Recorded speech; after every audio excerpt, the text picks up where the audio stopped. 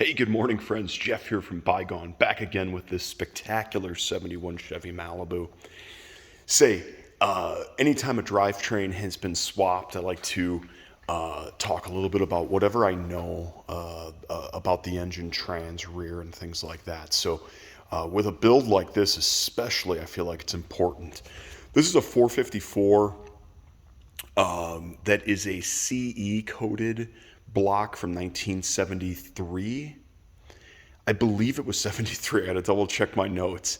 But you can see on the stamping and the photos that it's a 73 block. The CE is the equivalent of like a crate motor today. So this was purchased over the counter. All of the notes that I'm referring to here are from the owner in Texas. Now we believe that he was the original owner of the car, and then in 2008 it changed hands.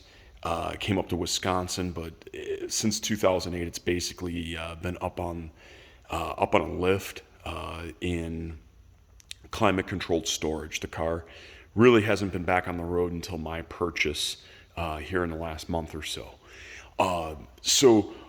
Working off the owner in Texas's notes here, says that he replaced the four-core radiator, springs, brakes were done.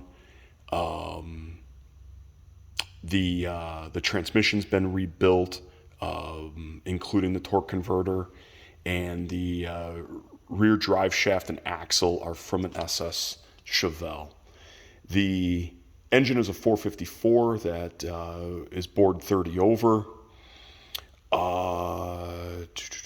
It says here that it has flat top pistons with ceramic rings. It's big chambered, big valves, 3-angle valve job. Never ported or polished. It says here that it runs on 93 pump gas, and that it ran 11s at around 111 miles an hour. I've put Sunoco fuel in here, so I can't really say how well the car, runs and drives on just regular pump gas. But we'll assume that the compression is such that that's the case. But otherwise, keep in mind you may want to put some better gas in the car too to help it perform at its peak.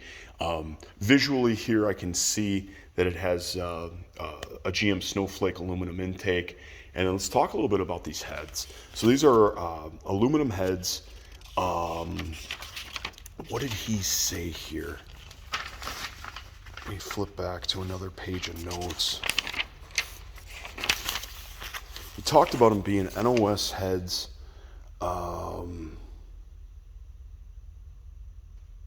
Just NOS GM rectangular port aluminum heads. Solid steel crank, L88 dimple rods, forged pistons, roller cam, solid lifters, roller rockers. We go through the rest of the engine stuff down here too. We've got an Holley 850 on here. Excel ignition. It says that it has a Lunati roller cam, 3/8 push rods, electric fuel pump that you can see. That's a Holley down there with a regulator as well. You can adjust the fuel pressure up to 6 psi. I think right now we got it at like 5, wherever it was when we got the car. And you can see the Excel ignition with the electronic ignition with the relevant cap and everything that way too. Mentions in here, of course, it is a front disc brake car, but it's manual brakes, manual steering on this car as well. The transmission has a 1200 RPM race style stall converter. It says that it's completely rebuilt turbo hydromatic 400 with the manual reverse shift pattern. So when you put the car in D in drive, that's actually first gear, second is second, and then what would be on the indicator as low would be third.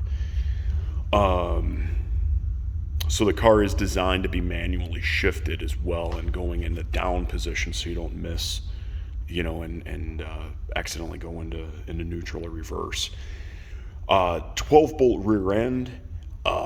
He said here that when he raced the car, he had a set of 410s in it, and he really liked the way the 410s were in the car. But for drivability, it's got a set of highway gears in it now.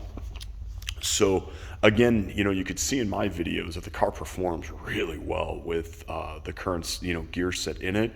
I can only imagine if you threw a set of lower gears in here, how that might continue to wake this motor up.